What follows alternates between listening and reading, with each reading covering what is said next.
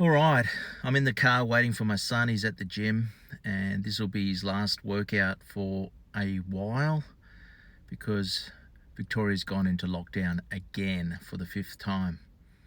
And I know you're asking, why aren't I in the gym with my son?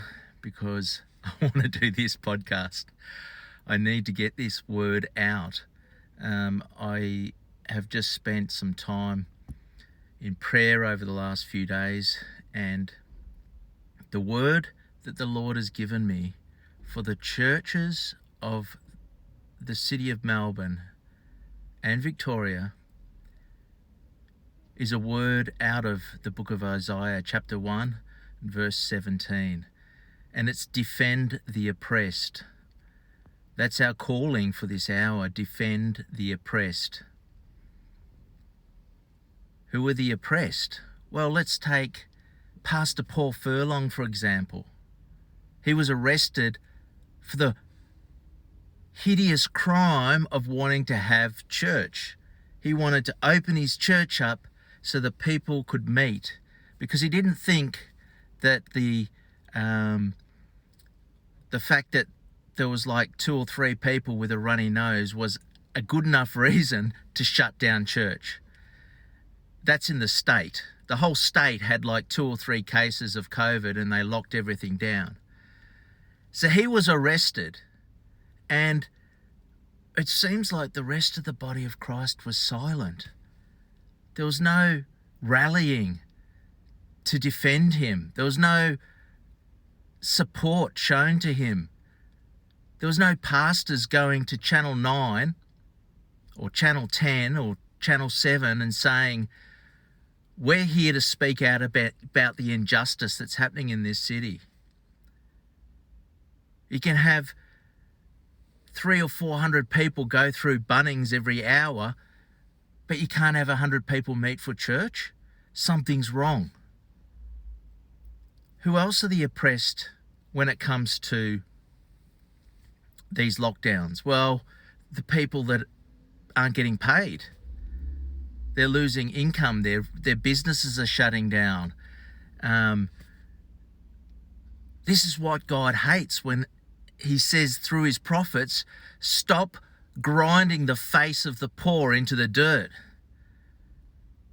That's what this Dan Andrews is doing. He's destroying this city. And the church needs to start crying out for justice to be done. Defend the oppressed. That's our calling as a church. We can't be quiet any longer. You see, the lockdowns are actually illegal. I've looked, I'm not a lawyer, but I'm not stupid. I can look at the omnibus for the 2020 state of emergency, and it says that it supersedes every other law except for the state constitution and the Charter of Human Rights.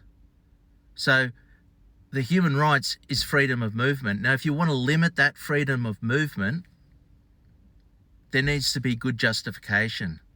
You can't just say, well, we're justified because there's a virus.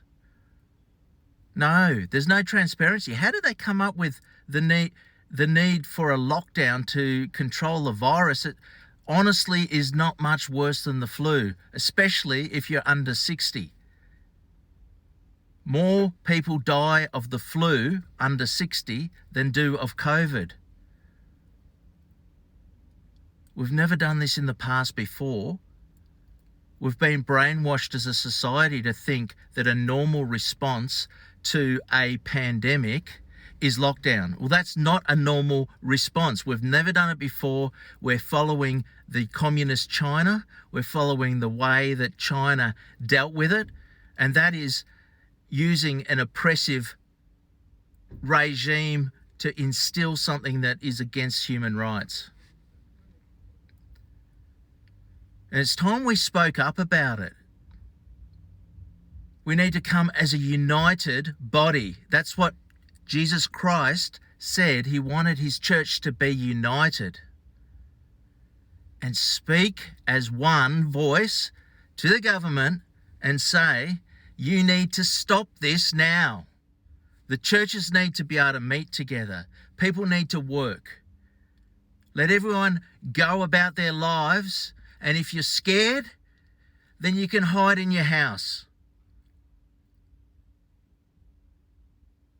But if we are Christians, we're not scared of a virus.